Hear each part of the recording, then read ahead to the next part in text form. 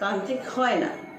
এটা যতদিন না সাধারণ মানুষ বুঝবে, এবং সাধারণ মানুষ যতদিন না এটা বুঝবে যে জ্যোতিষ এবং তন্ত্র আর 5টা সাবজেক্টের মতোই এক একটা সাবজেক্ট, এখানে অলৌকিকতার কোনো ব্যাপার নেই, ততদিন পর্যন্ত সেই সব মানুষরা সেই ফেক জ্যোতিষী তান্ত্রিকের কাছে গিয়ে ঠকবে এবং বিপদে পড়বে। এটাই খুব স্বাভাবিক ব্যাপার।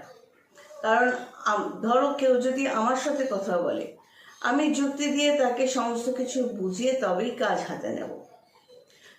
কোনো কাস্টমার সে যোগাযোগ করলো, কনসালটেন্সি নিল, ফ্রি কনসালটেন্সি নিল, তারপর সে আগডুম বাগডুম একটা ডিম্যান্ড করবে আর আমি করে দেবো, বা সে আমায় বোঝাতে চাইবে, ধরো সে তার অনেকের সাথে রিলেশন আছে আর সে কন্টিনিউয়াস মিথ্যে কথা বলছে যে না না আমার আগে কোনো রিলেশন ছিল না, আমি তার কাজ হাতে নেব না। কারণ date of birth, place of birth, time of birth দিয়ে যে ছকটা বানাবো, এই ছকটাতে সমস্ত কিছু পরিষ্কার হয়ে যায়। আর এত বছর জ্যোতিষী হিসেবে থাকার দরুন আমার কাছে